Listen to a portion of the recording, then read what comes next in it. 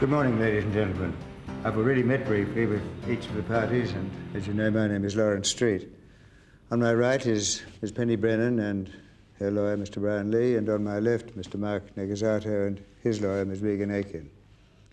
This is an informal process, and if you feel more comfortable using first names, then by all means, please do so.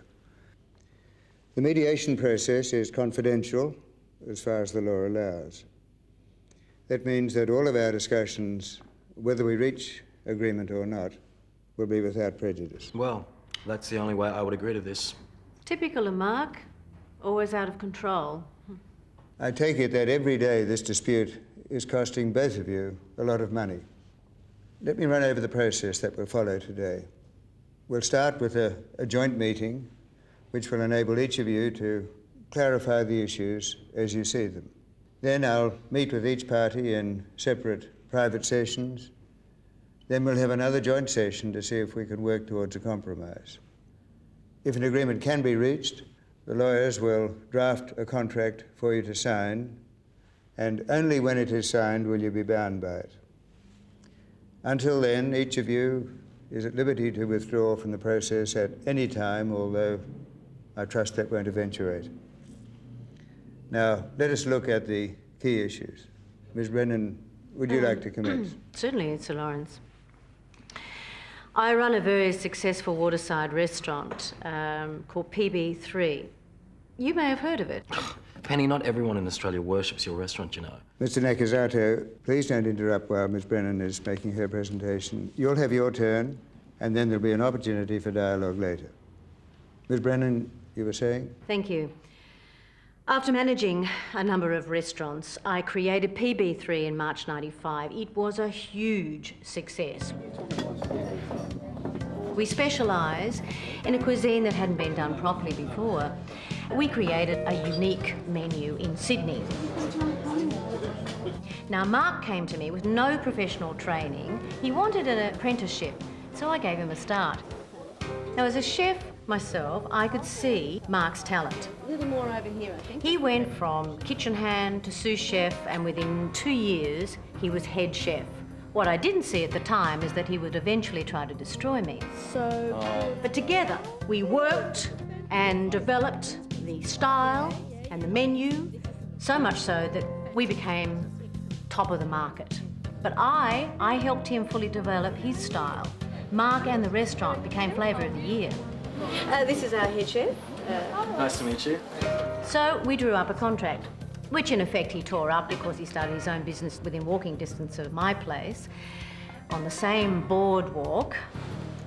You know, I couldn't believe, but I discovered that restaurant had my dishes that I had designed, half my menu, and my head chef working it. Mark, when were you planning to tell me? I asked him to leave, and he wonders why I asked him to leave. I was just so hurt and shocked. You're nothing but a little upstart. You were nothing until I discovered you. You're overreacting, Penny. You can be such a goddamn bitch sometimes. And you're not a bitch? What's your nickname around the kitchen, Sunshine? Please, ladies and gentlemen, Mr. Nakazato, you'll have your turn presently. Mr. Lee, are there other matters that we should focus on? Yes, Sir Lawrence. PB3 is structured as a registered company. The contract of employment between Mark and PB3 prevents him from working in a 15-kilometre radius from PB3 during his term of employment and for a period of 2 years after termination. Penny believes that his actions amount to constructive resignation, and we claim damages to recover his replacement, which may involve searching for a chef overseas. Now, we believe this will be at least $30,000, as shown in those calculations. We also claim property in the recipes of PB3, some of which Mark is using at his restaurant without permission. These recipes were developed during the course of his employment and remain the property of the company. The interim injunction was gained to stop Mark's restaurant from trading. The hearing for the final injunction is 21 days from the date of the interim injunction. Thank you, Mr. Lee. Now, Mr. Nakazato, would you like to tell us how you see the position? The opening was fantastic, and I was trading full to the hilt for a week. And then bang, this bitch closes me down. Perhaps you could take us through the course of your employment from the beginning through to the present. Sure, okay. Well, I dropped out of an electrician's apprenticeship and Penny gave me a job. It was just kitchen hand stuff. It was terrible money. Not too hot, not too hot. But after about 6 months, I was doing everything. And within 2 years, I was head chef. I mean, Penny knew she needed a new direction in the food, so I started redeveloping the cuisine. And that's when the critics came. And they gave my menu rave reviews. Turnover doubled, the A-list people were dining there, the lawyers, brokers, I mean, dreadful people, but they did have good taste in food. So, sorry, I didn't mean anyone here. Anyway, that's when the new contract came up. And I just trusted her, and I signed it. Things down here. Anyway, PB3 was going fine, but it's an evening meal kind of place, and Penny had no intention of moving to lunch, so why couldn't I do lunch in a specialised restaurant? Good evening. I even discussed it with Penny, but she wasn't interested, so I just moved quietly a little further up the harbour. I mean, it doesn't compete with PB3. Perhaps I should ask you to leave. Yes. And then Madam here sees it, throws 50 fits, and when she realises it's mine, the soup of the day and the rock oysters will basically... Your name, Nakazato? She gets her goons to serve up some papers and closes me down. I wasn't going to let you walk away with all my clients, Mark. Please, Miss Brennan, it would be better if you didn't interrupt. Well, I'm sorry. I can't believe what I'm hearing. Ms. Aiken, are there other matters that we should consider? Yes, Sir Lawrence. We dispute that my client resigned and point out that he presented himself to work but was refused entry. The contract was signed in dubious circumstances, and the only lawyer my client spoke to was Penny's lawyer. So it may not be upheld if it goes to court. Mark's skills are only for an inner city, upmarket, harbourside clientele. The clause restricting him from working within a 15-kilometre radius effectively robs him of his living. Much of the menu at Mark's restaurant is different, and those dishes that are similar were the property of Mark, invented by him outside working hours. They do not infringe the rights of PB3. The new restaurant is a lunch-only venue, so from a commercial point of view, it doesn't compete. Thank you, ladies and gentlemen, for those presentations. I suggest it would be useful to identify the key points of agreement and of disagreement. The primary issue appears to be whether Mr. Nakazato has breached his contract with Ms. Brennan by opening up another restaurant close to his place of employment. Mr. Nakazato sees his restaurant as non-competitive and as not stopping him fulfilling his duties at PB3. There are some differences in trading hours and in menus, although some of the dishes in both restaurants are the same. Ownership of some of the recipes being used by Mr. Nakazato is in dispute.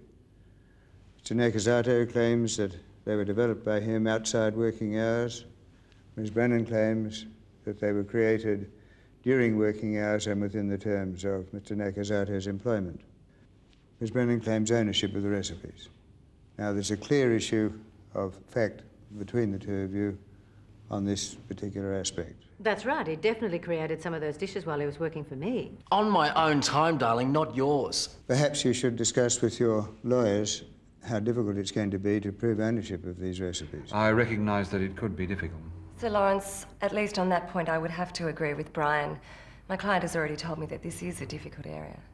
Well, the interim injunction comes back before the court in about 14 days' time. Ms. Brennan will be seeking a final injunction, and Mr. Nakazato obviously will be opposing it. The question that we have to face is whether litigating this difficult question is really in the best commercial interests of either of you. The lapse of time is obviously going to be causing damage to PB3, along with the awareness of the loss of Mr. Nakazato.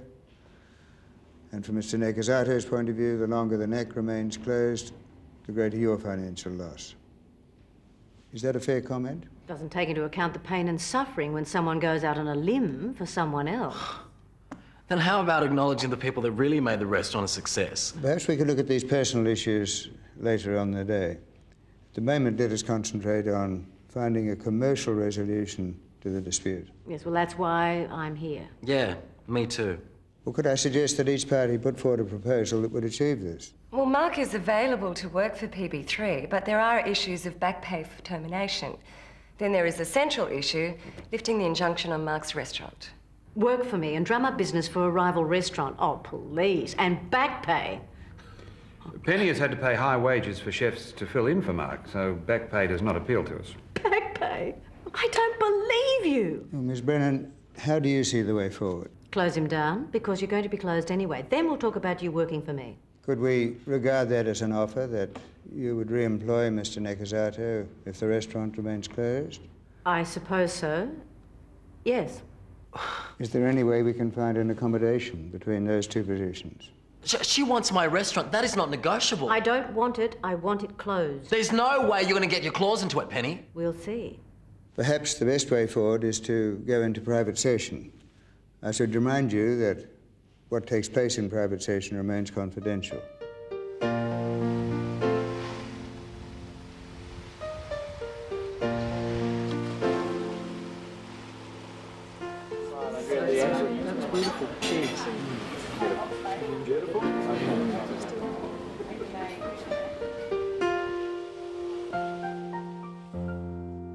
Now, we'll meet privately so that you can tell me about any matters that you didn't want to discuss in front of the other party. I'm not here to offer any judgments. My role is to help you examine options and to develop possible solutions that could be put to the other side. Well, Sir Lawrence, we're quite confident of gaining the final injunction. What about the issue of damages?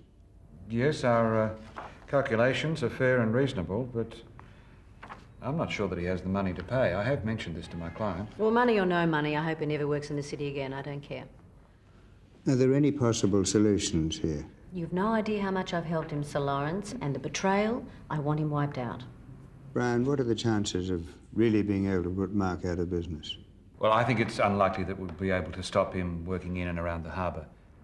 You see, Penny, the contract you have with him, before I was your solicitor, has a chance of being read down.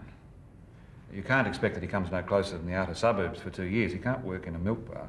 I hope he does. But realistically, it's unlikely that it'll stand up in court. He might end up working 1 block away from you. Now, is there some accommodation that suits us rather than risk losing in court? I don't know. Is there? Well, what would be the ideal outcome from your point of view, the best alternative to a negotiated agreement? That he remains closed and that PB3 carries on as it was. And if he had a clone, that I could employ as head chef. And the worst alternative to a negotiated agreement? That he gets away with it, reopens and ruins my business. But that's hardly likely, is it, Brian? Not likely, but not impossible. And what if the hearing drags on for some time? That is the last thing I need. Something in Good Living or Vogue. I mean, the industry's already talking about it. If it carries on, it would be dreadful. Well, is there something we can offer him? Something that might be acceptable to him that would be acceptable to you? Perhaps, depending on Penny, because we haven't discussed this, we could offer to drop the action for damages if he agrees not to reopen the restaurant. No. I still haven't got a head chef. What if he agreed to come back and work for me as head chef while I found a replacement and apologised? And the issue of the original cuisine, is that part of the offer? No, that's mine. Well, would you be prepared to put that offer to Mark when we resume joint session? Sure.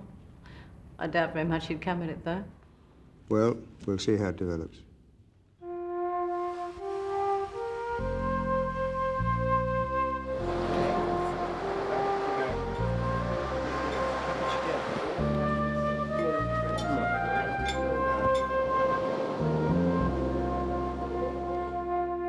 Are there any underlying issues you didn't want to mention before the other party? My money situation, which they must have guessed. The restaurant cost me $157,000, and that money's secured against my unit. Now, if they get damages as well, there won't be anything left. They probably won't even see their money. From your point of view, what would be the best alternative to a negotiated agreement? Ideally, I would reopen my restaurant and she would leave me alone. I just want to get on with my life, but she won't let go. And from your point of view, what's the worst alternative to a negotiated agreement? I guess if I lost everything and couldn't work again in Sydney. Megan, how do you see the chances in court? Well, I think the final injunction is arguable both ways. The interim injunction was gained without Mark being represented, so a final injunction is far from certain. The contract was signed without independent advice, and some of the clauses seem an unfair restriction of trade.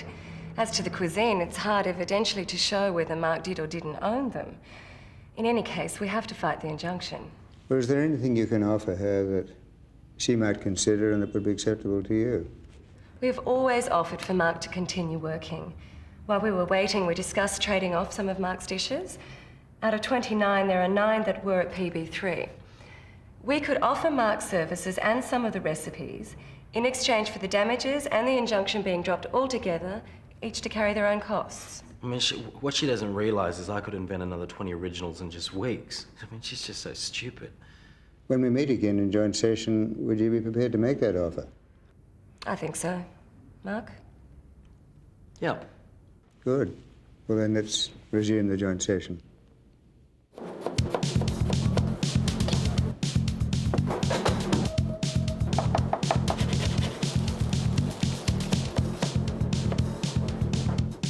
Can we now take up the joint search for a commercial compromise? Penny, would you like me to put the offer? Brian, allow me. Mark, we will agree to drop the damages action and the injunction if you agree to work in the restaurant as head chef until I find a replacement. And if you agree not to reopen. Who do you think you are? Not reopen. Mark, if you have an offer, I think this would be a good time to put it. I'm prepared to come to work for you for the time being and to give you some of the recipes. You drop the damages and the injunction and I reopen my restaurant. No way. Well, now, there are some positives here. Penny's prepared to re-employ Mark until a replacement can be found and to drop the case for the damages and the injunction. Mark is prepared to work for Penny in the interim and to concede the disputed recipes. But the real stumbling block is the restaurant. You're scared I'll wipe you out? Hardly. Face it, Penny, I was PB3. They came from my creativity. I take it it's common ground that the NAC does represent a potential threat to PB3. Damn right it is. If they come and have a full lunch with me, they're not going to go to PB3 for dinner. But that's exactly what I've been saying all along. Well, now, how can we improve the situation so that neither business threatens the other? Well, they're too similar. That's one of the problems. If there was a clearer differentiation of cuisines and styles, that would help. It'll help Penny. I don't know about me, though. Mark, you have 1,000 recipes in your head you haven't invented yet. That's true, unlike other people who think they're chefs. Well, could you develop the offer a little further, Megan? Well, Brian has suggested that Mark create a new menu and style, in effect, reposition his restaurant, but that would be quite costly. I don't know. I've put everything into the style, the menu, the design. Mark, if you could reopen the restaurant by repositioning it and we put the costs and expenses onto one side, would you consider it then? Yeah, I would. I just have to reopen. That's everything to me. Well, Megan, can you build that into the offer? Well, Mark could work for PB3 until a replacement is found and reposition the NAC so there is a clear differentiation from PB3 in exchange for the damages and the injunction being dropped. So Mark can reopen his restaurant, conditional on some costs being met. Mark, is that the offer? Yeah, sure, but Penny will eat her young before she accepts all that. So, Penny, Mark is prepared to work for you until a replacement is found. He's prepared to reposition his restaurant and to concede you the 9 recipes in dispute. Allow him to reopen and compete? Absolutely not.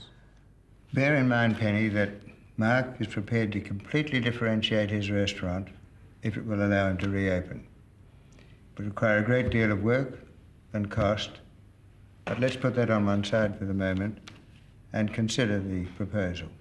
Who would decide the final changes and how would we satisfy both parties? Well, time is of the essence for both parties, and I believe they know sufficient of these two restaurants to be able to differentiate them. If disputes arose upon matters of detail, we can thrash those out. Well, I'd be prepared to make some changes, maybe. The style and the cuisine. Hang on, Mark. I haven't agreed to anything. Now, you might be closed if I decide to go to court. Problem solved. Let's focus on the areas we do agree on. A fast solution is good for you both. The action for damages and injunction can be dropped, and Mark will work for Penny until you get a replacement. I'm not sure that Mark would do his best work for PB3 again. For God's sake. Brian, that's not the way it works. If Mark came to work for me in my kitchen, we may hate each other, but our reputations are on the line. He'd do a professional job. Yes, I would. Thank you. Penny, is there a chance that you'd allow his restaurant to reopen with the repositioning of the neck and its design and its menu? I suppose so. Could I just have a word with Brian? Certainly.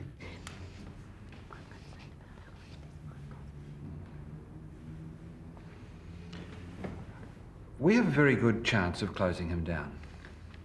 Now, if we allowed him to reopen his business with a new cuisine and new style, am I to assume that we would have to contribute to the costs?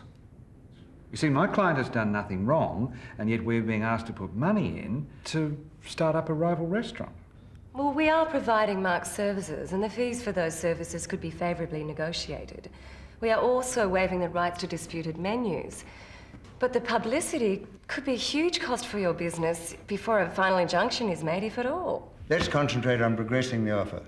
We have an opportunity to drop the damages claim, for Mark to work again at PB3, to make the NAC very different from PB3. If that were acceptable, we have to find a way so that the expenditure involved in it will be for the benefit of both parties. Well, no, I think it's more than that. I mean, why should he go off and do all this and have a success that I've paid for? Why do I have to put in a cent? Oh, it's the bloody same, Penny. You really think your success had nothing to do with me, don't you? I'm not a shearer's cook, darling. I'm a chef. May I have a word with my client? Yes, certainly.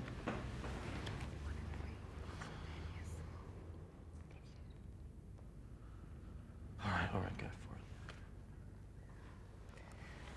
it. My client definitely needs some funds to reposition the NAC. We propose that Penny put in a large percentage of those funds, but that they represent a significant but minority equity in Mark's business.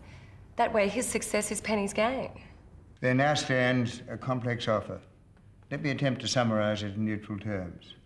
Mark is prepared to return to work for Penny until a replacement can be found. He's prepared to concede the disputed recipes. He's prepared to reposition the NAC to make it very different from PB3. And he's prepared to offer Penny a percentage in the NAC in return for Penny contributing to the cost of repositioning. Penny's prepared to drop the action for damages and the injunction. Does that correctly state the offer? Brian? Megan? Yes, as I understand it. Penny? I think that's what we're offering, yes. That's correct? I think so. Yeah, I trust Megan, but we haven't discussed details. No, the question of your salary, the cost of repositioning, and the extent of the equity have not been canvassed. I just want to see if the offer has merit in principle with both of you before the details are negotiated. Well, of course it's got merit. I'm offering everything that I can. Which isn't much. Well, you should each ask yourself, is this an arrangement that you can live with and work with on a daily basis? Depends on the amounts, but yes. How did I know you'd say that? Anyway, I certainly could see this offer through. Well, this is a major breakthrough.